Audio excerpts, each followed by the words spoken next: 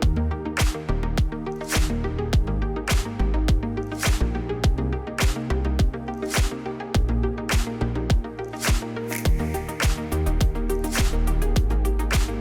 exploring the future of women, AI, and the economy. Please welcome back moderator, OCT FME Director, LaToya Foster.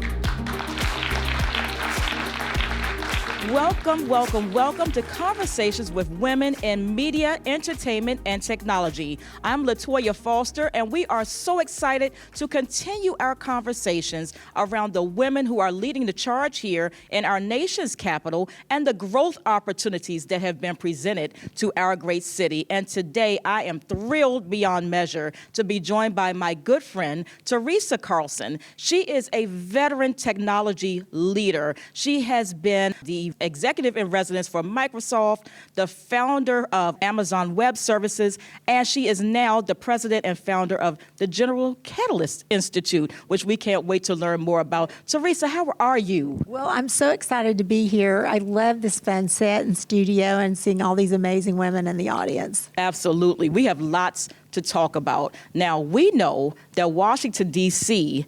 is now number 5 when it comes to technology jobs. And like we were talking right before we went on camera, you're kind of responsible for that. Tell us more. Well, kind of. I'll say I will take a little bit of credit. And I've always said Washington, D.C. has the most interesting technology sector that was unknown. Mm-hmm. And a lot of the reason it was unknown was because of the government. The government didn't always talk about what they were doing. People really didn't understand it. But as we know, the U.S. government is really the largest technology buyer in the world. If you combine everything they buy, it's unbelievable. Okay. So that pulls in a lot of technologists. So I worked for Microsoft for 10 years. I ran U.S. federal government from 2000 to 2010. And I was at Amazon Web Services, where I founded the worldwide public sector, and we built our business right here in Washington, D.C. And we hired, they did HQ2 here. We hired thousands and thousands of people, veterans, individuals in this, and brought new people into the region as well. And it's such an interesting facet of people, because I used to tell everybody, the thing about Washington, D.C. that most folks don't understand, if you're tired of one sector, you can go to another in government. So you think about energy, defense, intel, housing, right? Healthcare. Right. So it's a very broad and deep sector for technical opportunities. Okay. Now, D.C., number 5 for technology. How are we filling those jobs? What types of programs do we find in our schools that are preparing us for these opportunities here in our city? And when we talk about tech in D.C., what does that look like? What are those jobs? Well, I'm so glad you brought this up, because one of the things we actually didn't talk about was the types of educational programming from universities to community colleges, both in Washington, D.C. proper and around the Beltway, that pulls and draws from each other, which I think also makes it such an interesting location. But the Washington, D.C. area has been one of the top areas to actually begin and promote science and technology for a long time. And I'll say, when I was at AWS, we actually started the first 2-year cloud computing certificate when I was there. Okay. And that was at Northern Virginia, but it pulled from all the individuals that come back and forth into the city, which makes a difference. And why something like that's really important is, if you think about at any level you are, and this is one of the things I love about the U.S., you can restart a career. I'm an example of somebody who completely changed my career from a speech pathologist to a technology leader. Now, I did not know that. That's a long story we can talk about later. But the reason I love my own story is I think I'm an example that you can move into a new career and be highly successful. And so when I was at AWS, I founded this program called AWS Educate. Okay. And we actually wanted to start right here in this area, because we thought the technical talent and the individuals here, we had such a breadth and depth of type of diversity of talent. And it went over really well. And we took that 2-year cloud computing program, and the universities picked all those individuals up if they wanted to do a 4-year. So everything transferred. But just with a 2-year certification, we found that people could up their income by over 100% or more. So the idea that you can get a technical certification or a credential that actually helps you have a real career is, I think, so meaningful. And in technology, the thing today about it, you don't have to just be a coder. I'm an example. I'm a business development executive, a sales and marketing. I lead businesses, but you have to know technology. You can't do that without deep understanding. Right. You're in media. Yeah. Lots and lots of media opportunities in the tech sector. Is that right? Oh, yeah. Let's talk about that, because here's what we've been talking about. I've called this the chapter of the pivot. Everyone has to learn how to pivot. You've got to know how to pivot. We see some changes in our workforce now, especially here in Washington, D.C., so we have to learn how to pivot. Yeah. Talk about how technology is changing media and entertainment as we know it. Well, I know I'll say this out loud kind of because everybody understands it. Probably some people feel it's a good and some feel it's not so good, right? And so, but the good part, I would say, is the ability to now use more advanced technologies like AI to create and develop content, moderate the content, be able, the creation side is where I've seen a lot of the changes, and I'll share, I've seen it evolve and develop just since my time at AWS, where I saw us doing gaming studios, working with gamers to develop new games just very quickly. Also, it was so great to see young entrepreneurs that could literally in their basement or garage start an entire media group on animation. Like the animation side, I saw that just with cloud computing, and now with AI, you're seeing this evolve where you're having these creators do entire movies with AI and animation, which is pretty interesting. But if you just go back to the business side of things, every day we're using social media. Right. We're trying to get the very best content out there. And if you think about short takes in areas that people are paying attention to, this is where, as an individual can almost train themselves now to use the technology to be able to do a creation and content moderation a lot more. So that's where I think media is just at a time where we're just scratching the surface. So if there's individuals out there who have ideas, they can now take the technology and evolve it without a cadre of individuals to be able to get that going. Now, many are uneasy about artificial intelligence. There's the thought that AI is coming for all of our jobs, and then what are we going to do? What do you say to them? Well, or all of us? Well, look, I think we all worry about that, right? We see a lot of deep fakes. We know across the board globally that this is A-listers and politicians and all these individuals really worry about that. And I've seen some really good ones. And globally, it's used a lot where there's not as many safety standards or individuals aren't. In the U.S., we tend to call things out, and we're getting better at recognizing and calling these things out. But I would still say on the policy front, we are very early days on setting policies at both the state level and the federal level on how we think about safety standards for AI. And it is something that we need to continually think about, watch over, and make sure, especially for our children, that they need to understand the safety aspects of using technology and what it's about. And the educational side of this, where I would say the U.S. is a bit behind, we don't start early enough in our schools teaching science and technology and AI, and also parents have to be educated. It's like anything else, right? When you have a baby, nobody says, hey, here's a handbook, go do this properly, right? True. So we're now in a new age of technology where with our children and in the educational process, we also need to talk about safety standards. Very important, very important. Let's pivot for a second. Women in technology, do we have a pretty decent seat at the table? Are we at the table or are we just in the room? It's so much better than when I started. Okay. I will say so much better. And also the opportunities for women to create their own thing now. I'm just seeing so many women start to create companies. The good is, and I'll just share my own experience, I am from a small town in Kentucky who never thought I should ever be in the room, even if that makes sense, and let alone have a seat at the table. Not because I didn't think I could do it. I just almost thought it was out of my reach. And then I realized I set my goals too too small, like not high enough. I was like, wait, I'm not going high enough. So the one thing I've learned is when you're setting goals for yourself, go high. Go high, because you can always do so much more than you think you can do. And my parents they both have passed away now, but I feel like my upbringing kind of taught me I'm from a very small community in Kentucky. But what I began to realize when I had a voice of effectiveness and knowledge and data, I was very data driven. People listened to me more. Then gradually I got a seat at the table. When I got a seat at the table, I began to make sure more women had a seat at the table. And I would invite them in. And I would also tell women, and this is like true story, if I was in a meeting and I saw them not like sitting in the back, not coming up to the table, I'd say, you need to come sit up here. Because it's easy to sit in the back, right? Yeah. It's easy just to be a listener, but you want to be a participator. And it's not always comfortable for some women, but you got to sit there, you got to build that muscle, and you got to be thoughtful about how do I do it better, and make sure every time you just get in there, push your way in, you show up.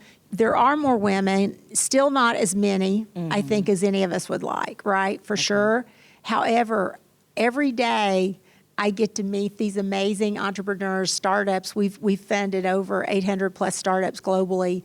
More women I'm seeing than I ever did before. And they're so smart. Their ideas, from everything from healthcare to energy to defense to intelligence to finance. And they're really kicking butt. I mean, I'm excited about it. They're also getting more creative on how they raise funding for their companies. Still not enough. I mean, look, the data speaks for itself. There's still not enough funding going to women, but they're doing better. It's gradually, they're showing up. And also, you see a lot more groups just focused in funding on women as well.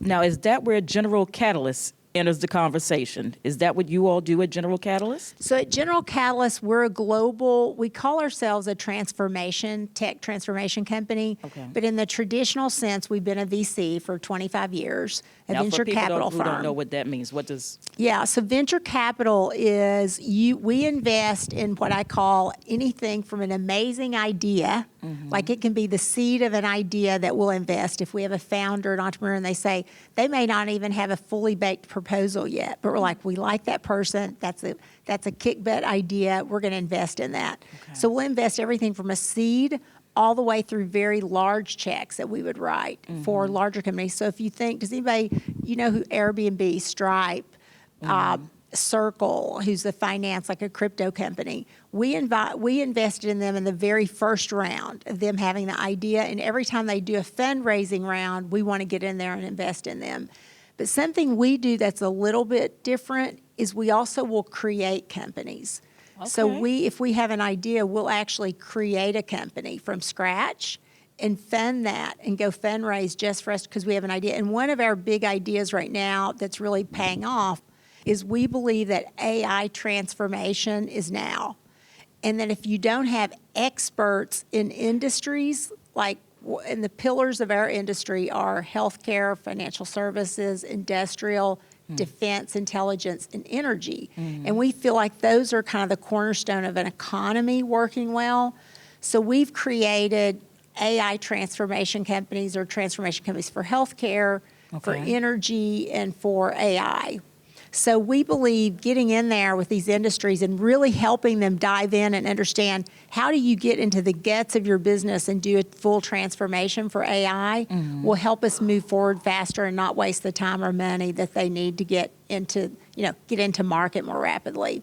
Now, when we talk about AI, many of us are using ChatGPT and platforms such as that to make our lives a little bit more expedient, but we've got to dive a little deeper. Tell us where we need to get started. Well, I do believe that's like just starting with that is really good. And we talk about, even for myself, I've played around with it a lot to figure out where does it work and where does it not? And what I found for myself is it does speed things up. And sometimes I think, darn, why didn't I come up with that idea? So I'm like, shoot, I want to be smarter and brighter. But you have to remember it's pulling from everything in the internet and all the new information it's getting. So it helps you go faster. But where I find that people really still have to be involved is in the analysis and diagnosis of things. And I was thinking about this the other day. It can pull up a whole lot of information, but you still have to make the determination of what's relevant for this particular situation and be able to edit that in a way that makes sense for your business or your project or whatever it is. Now, where I believe this is going to go, what we're talking about is very kind of high-level consumer use of AI, which is good. But where I think we're going to really take this thing is where it gets into the real guts of a business. Okay. And we call that applied AI, where you're taking your entire business and actually looking at where can you apply AI that makes these business processes run. And they run without a human having to always touch them, where it takes out a lot of the red tape. There still has to be humans, but so many times there's touch points that actually can cause more points of failure. And AI, not that it can't fail, but if you can apply that to processes within the business and take out a lot of the red tape and people constantly having to check and recheck, then you're automating and using AI in your business practice where you're going to be able to get much more data and knowledge about then where do I move to the next part to get new business? So the idea should be expedite your business opportunity so you can grow much faster. Okay, that's good news. That's good news. That doesn't mean that folks are losing jobs. We're just learning how to work better and more efficient and quicker. And I'll give you like an example. I was talking to this researcher. I go to Compass Coffee on Wisconsin, my favorite coffee shop. I'll give them a plug. They are Washington, D.C., of course. Of course. Bounded from here. But I go there with my dog and kind of talk to people, and there's this amazing little couple with a little boy that I love, and he's a researcher at NIH, and he runs a bunch of researchers. And he and I had like a 45-minute conversation on how in his role today that he can begin to work with his researchers to think about how AI is applied to that everyday research. And after the conversation, he's like, this has been amazing because he said, as a leader, I'm running like a 40-person team and we're starting to use AI. But he said, I really hadn't thought about how do I, as a leader of this group, begin to help navigate my 40 researchers so that when we're using it, but how we think about applying it in the right ways to the research and then having conversations as a group.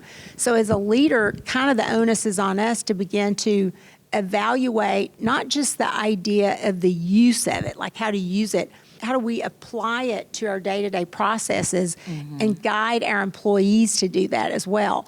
And look, most companies today are still struggling with how do they govern it? What's the compliance and governance issues? When do they let their employees use this? When should they not? So we're very early days of what I call the governance side of AI with companies, because you also don't want the Wild Wild West, right? You want creativity. You want people to be able to use their little gray cells, right? To solve these problems. So you've got to really begin to have these discussions as a team on how do you want to use it, and then come back with good examples and bad examples, because otherwise you're not going to learn how to really apply it effectively. Very good to know. We've got to talk about your journey to the office with a view. Tell us, because as you mentioned earlier, you started as a speech pathologist, but you pivoted into the world of technology. What was it? Because that journey has now led you even to the World Economic Forum and having a seat at that table, which is incredible. Tell us about your journey and how you got there and what's next. Well, I will have to say I did start as a speech pathologist. And that actually helped shape my career because I was curious about human communication, right? And when as a speech pathologist, you learn what we called normal communication styles and other abnormal, what we call back then, which is not really, but if you're assessing how do you communicate effectively in all different ways. And I think it helped me in the business world because I learned to listen. I learned to make sure I was taking in the right information and then looking to problem solve on something. And I've always said the cornerstone of my personal career in tech, not tech for tech's sake, but I was able to take a customer's problem or mission area and translate it with tech. Okay. So I would take the problem, the solution around that. But started as a speech pathologist, yes, with this accent, I never lost it. I can't believe it. I've not lived in Kentucky for 40 years now. But I just kind of accidentally got into technology when healthcare changed in the late 90s. Okay. And it was the pivot. It was a pivot. It was prospective payment or managed care and healthcare happened. And I love healthcare, but honestly, it was like Groundhog Day. I was just tired. I was just like, I just want to do something else. And I rewrote my resume. And I tell everybody, I literally accidentally got an interview with this tech company in New Hampshire. I was living in Maryland at the time. Okay. And I flew up on a Sunday. The CEO and I had dinner. I met the whole team on Monday, and he called me in and offered me a job. And I remember almost hitting the floor because I said, it was a workflow and document management company. I said, I'm a paper pusher. I don't know. I almost talked him out of giving me the job. But he said, I think you can do this. And that's kind of been the cornerstone of my career. I don't know how to explain it, but it just fit like a glove. The first week on the job, I was like, I get this. Workflow and document management. Because if you think in healthcare, you have to work, paperwork. How do you manage your documents? How do you? And I was like, where has this been all my life? If I'd had this early on, this could have solved so many of our patient issues, claims denials, having the right information at your fingertips. So mission-wise, it just like the light bulbs went off. So I had this opportunity. I was the VP of Marketing and Business Development, then became their SVP. But one of the things that was really interesting, I ran our Microsoft relationship. And that's how you got to Microsoft? Yes. Okay. And we were like a small fish in a big pond. We had developed our technology on Exchange, which was an early technology of Microsoft. And kind of fast forward, one day they called me about a reference for one of my guys. And the recruiter said, you sound like you know a lot about Amazon or Microsoft. And I said, yeah, I ran the relationship. And she goes, are you looking for a job? And here's another story I'll tell you. I ended up interviewing. She called me back and said, we have this job in U.S. federal government as a manager. Now, remember, I'd been a VP and an SVP. I was so excited about a career transition into big tech at that time. I thought, well, I won't get the job, as women do, right? I won't get this job. Okay. Not qualified. But I interviewed. They offered me the job. And I said, I want it. I took like an $80,000 job pay cut. Oh, dear God, you took a pay cut. I took a pay cut. And I know I wouldn't always recommend that, but it was because I saw the path forward to something I loved and wanted to do, but I thought I could make more money. Okay. 10 years, I was in U.S. federal government. I went from a manager to running that entire division, which was the largest business unit that Microsoft had. Of the top 20 customers, I had the top 10 in U.S. federal revenue producing, and then I had like another 3. And then I accidentally, met Andy Jassy, who's now the CEO of Amazon, who was my boss, who hired me. I met him, and again, nobody even knew about cloud computing in 2009. Really, it was very early days. And I met Andy, and we just had a mind meld over government should have the same access to good technology as any, enterprise or startup. And I ended up taking a job there. I had 2 people, no revenue, in an office in Herndon, Virginia, originally. When I left there 11 years later, I had over $10 billion in revenue. I had over 15,000 people in 52 countries and 172 countries we serviced. So it was like a dream job for me, and it went so fast, and we grew. And ladies, every day, like once a month, I would at least look myself in the mirror and say, "Can I do this job? Can I scale with this job?" You still were asking yourself. I was still saying, "Am I doing the right thing?" But I think that's part of why I have been successful. Mm-hmm. I also don't take for granted that I'm always getting it right. Sometimes not being overcritical of yourself, but just asking, what have I learned? how can I rethink what I'm doing? Not always being 100% happy with everything, because you don't ever innovate even on yourself or your business practices if you're not kind of looking yourself in the mirror and saying, did that go as well as it could? And I'm not talking about everything, but the big stuff, right? And strategic direction. A lot of people ask me why I left Microsoft, because I eventually went back and worked for Satya Nadella for about a year as an executive in residence. So you went from Microsoft to Amazon and back to Microsoft? Well, from there I went to a company called Splunk, which was a tech company. I was the president. I became president of that company, which was great, and it sold to a company called Cisco. And then I did go back to Microsoft and did an executive in residence, and Satya was great. But it kind of gave me, even though I really thought he was amazing and I've had these opportunities work for great tech leaders, I didn't want to go back to big tech. I'd done it then for about 24, 25 years. And I just was ready for a different thing. And now I'm in venture capital, totally different. And what I do here, because I would hate if we ran out of time and I didn't tell you, this was about us creating good policies so small businesses can thrive. So this is about us ensuring innovative companies that we collaborate with governments globally and go in with them and say, look, if you want your economy to be the very best it can be, you need large companies and you need small innovators and transformative companies. We focus on these transformative tech companies in those verticals I talked about. Our job is to go in and have a cordial relationship with government where we give them feedback and share all the amazing information we get from our startups. So we don't go on behalf of one company like I used to at Microsoft or Amazon. Right. We go on behalf of all 800.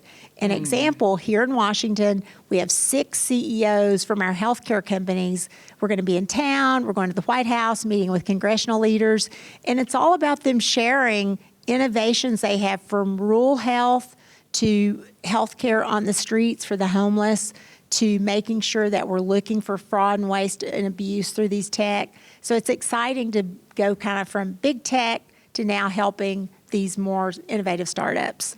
You have such an incredible story, I tell you. I know we've got some questions out here. Questions from the audience. Come up to the microphone, please. Hi, I'm so glad that I'm here. This is an absolutely incredible conversation. I'm Karen Alston, live here in Washington, D.C., and founder and CEO of the Spectrum Circle. And I loved your journey and about Pivot. Here's my question. One of the things that we all think about is financial freedom and the opportunity to invest in venture. Does your company allow for people to invest and to be a part of some of the investments you're making? And 2, do you also help women to understand how to break into venture and how to be able to participate in some of these opportunities? So by the way, I love that idea. So I think that's something we're going to go back and start. We do allow people to participate. And I would say we are unusual because we are very large. We have a lot of institutional investors, so we are large, and a lot of people write large checks, if that makes sense, to go into our fund. However, I myself participate in smaller funds as an individual because I'm not a foundation. I mean, I'm not like, somebody who has multi-millions that I'll come and invest in a fund. So even for my own, I seed invest, I invest. So if we're interested, I'm happy to help do another segment just as a roundtable or something where we can talk about that and bring in some groups that really do help women invest. They get them into seed efforts and teach them about how they should think about it. You talked about the pivot, I think, a little bit. One of the things I did want to say, if I could go back to my younger self, my parents, we had a very simple rule. They were both teachers. When they got paid, I never wanted anything, but we would pay the bills, give to the church, and they would save. I mean, we didn't, it wasn't fancy, right? So we weren't rich. But one of the things that I would say to my younger self, if I could go back, is learn to manage my own money faster. It wasn't until I actually got to Amazon that I started thinking about my own money. And I will tell you, ladies, learn about money. Learn how to invest, even if it's a little, because for myself, because I took control of my own money and found somebody to help me, I've done so much better. but I wouldn't have. I mean, literally, I would say to my banker at the time, the guy that I was working with, I want to meet with you once a month and learn something new. You have to teach me something new. And so I set goals for myself to learn about my own money. And then I've gotten more and more sophisticated, if that makes sense, because women don't talk enough about money. We don't share ways to increase your wealth or think about, savings. And I just think these are conversations we should have a lot more of, because we're going to fail. We're not going to get it right every time. Right. You'll make good investments and bad, but it's one of the things I wish. And I wasn't bad at money. I just wish I'd managed and learned about my money sooner. That's a good point, though. And I know you talked earlier about crypto, which we're going to have to learn more about, finances and technology as well, because that is the new world in which we are living in. Yes, I think we're all scratching our head on that one. But I do have people that I can bring in from our companies that are experts that could have a good conversation on that. We're going to do a segment called Show Me the Money. Yeah, Show me the money. I like that. Show me the money. I'm going to have to tell you, when I heard your story, and I did not know this, when you say you took an $80,000 cut, I'm sitting there thinking to myself, dear God, what would I do if I had to take an $80,000 cut? What would I do? Yeah. But you looked at long game, take the cut now for where I'm going later. You knew that where you were then wasn't where you were going to be forever. You looked at the long game. And sometimes we have to make those sacrifices for the long game. Yes, and I was willing to take a lot of risks. There's points in your time you can't. For me, I was like, I felt like I could take a risk. It was where I wanted to go. It felt right. And I've used in my career kind of a combination of gut instinct and knowledge, if that makes sense. And I think that was a point that I just said, it's worth it. I'm going to do it. I did it again in Amazon, where I went from, having a corner office of a building I'd built with Microsoft to no business. And had to build it from scratch. So that was another kind of risk. But again, I saw a technology shift. And I felt the technology shift was worth it. And Amazon was a pretty good bet. They weren't like they are. They're not as huge as they are today. But it was a good bet on a business too. Okay. Now, I know that's talking to Andrea. When we say bet, because she's at MGM. It's like, yeah, exactly. Anybody say bet? Bets. Any other questions from the audience? Please come up to the mic. Hi, my name is Desiree Jones. I live in Arlington, Virginia, and I'm a tech founder. I'm the founder of Hey Follow Up. It's an app that uses AI to help manage your follow-ups after you network. And I'm also an HBCU Venture Capital Fellow, so I've been leaning more into venture capital, leaning more toward product management, because I build my own app. But my question to you is, how has networking been impactful in both your venture capital journey and your transition from speech pathology to, tech? Love that question. It's the most important thing. Networking, I don't believe you can replace networking with social. You have to get in front of people. Like, you have to learn how to make those human connections. There's no way I could have built my business without keeping my network, and I still have it globally. And networking it's not easy. Following it, just like with friends. I had a lousy friend this month. I didn't do my thing. I didn't call my girlfriends. But networking is just critical. And what I found when I was in healthcare, as a speech pathologist, I used to put together packets just to send to customers, just to let them know I existed. I thought you might enjoy this. This is an article I saw that I thought you would like. I would do I didn't know how to market back then. I wasn't trained in marketing, but I learned that if I gave value to them, they would give me value. So I would just do little things that I still today with my friends and other colleagues.